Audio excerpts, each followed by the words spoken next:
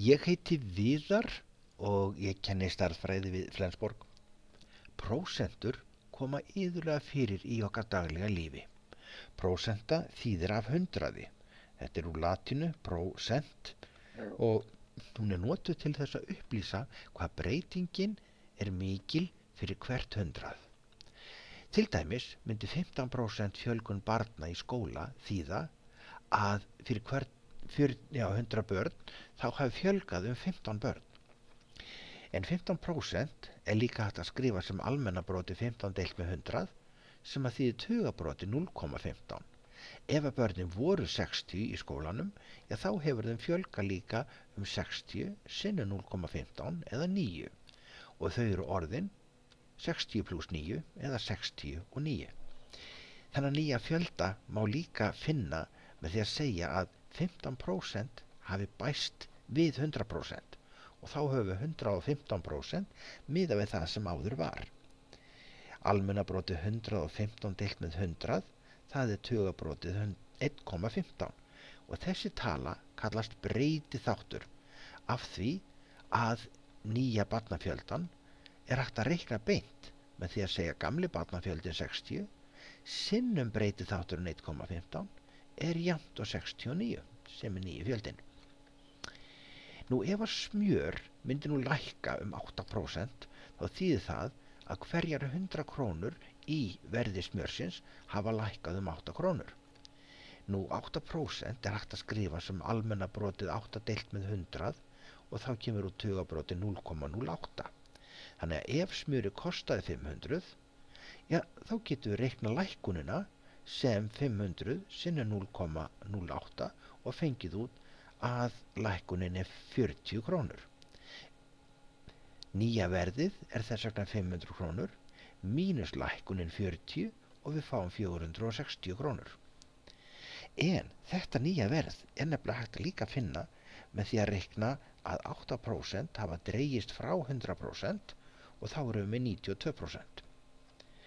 Og almennabroti 92 deilt með 100, það er eins og tugabroti 0,92 og það kallast þá breytiþáttur. Nýja verðið fyrir smjörið getum við þá reikna beint með því að segja gamla verðið 500 sinnum breytiþátturinn 0,92 og fáum beint út nýja verðið 460 krónur. Þessar reikningskúnstir okkar hafa sem sagt leitt til þess að við erum búin að finna nýja reglu og segjum gamla talan sinnum breytiþáttur er nýja talan. Og nú skulum við reikna þessi dæmi hérna við hliðina og byrjum á því að skrifa hjá okkur þennan munaramma að gamla verðið sinnum breytiþáttur er jafnt og nýja verðið. Nú skulum við skoða hvað gerist þegar að kæri strákurinn fær 20% hækkun. Þá segjum við að hann hafði 100% laun, þau munu hækka 20% og fara upp í 120%. Það þýðir að við getum reiknað út almennabroti 120 deilt með 100 sem er 1,2. Þetta er okkar breytiþáttur. Þannig að nýja kaup hans kæru stráks er gamla sinnum breytiþáttur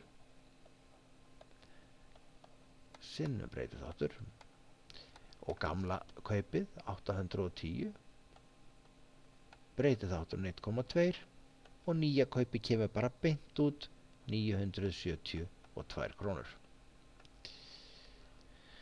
Jakki, hann er settur á 30% útsölu en ef hann kostaði áður 100% og svo lækkar hann 30% á útsölunni þá er hann komin niður í 70% á gamla verðinu sínu. Við getum reiknað þetta sem almennabroti 70 deilt með 100 eða 0,7. Nýja verðið á útsölunni, þá mun þessi jakki kosta gamla verðið 12.300 sinnum breytiþáttinn 0,7 og útkoman er 8.610.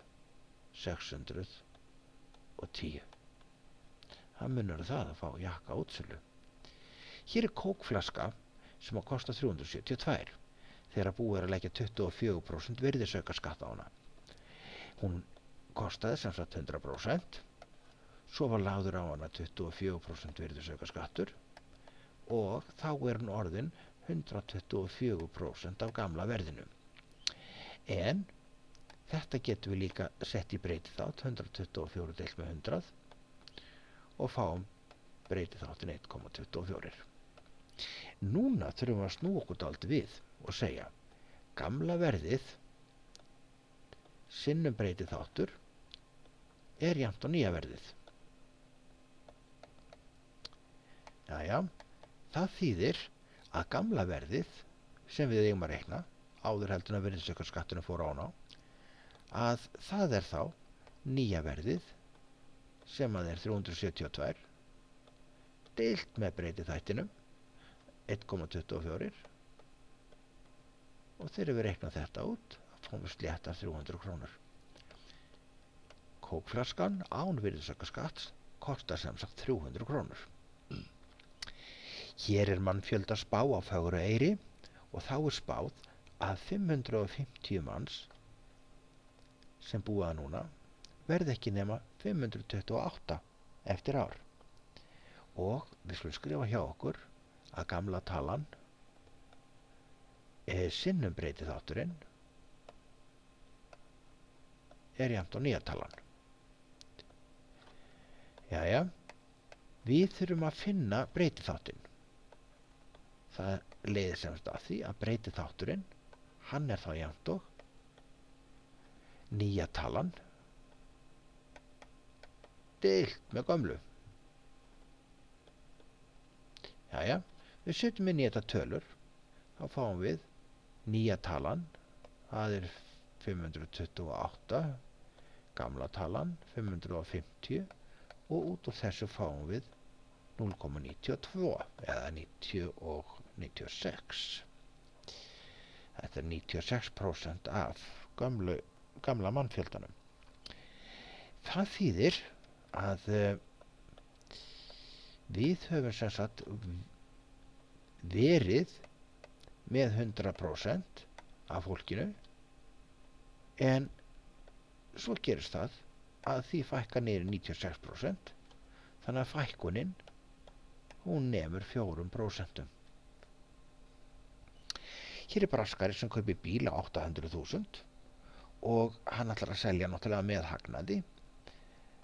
Við segjum að gamla verði sé þá 100%, hann ætlar að leggja 40% ofan á, en svo er það vinurinn sem kaupi bílinn, þannig í staði fyrir að selja hann á fullu verði 100%, þá gefur hann 15% afslátt. Ef við setjum nú þetta hérna inn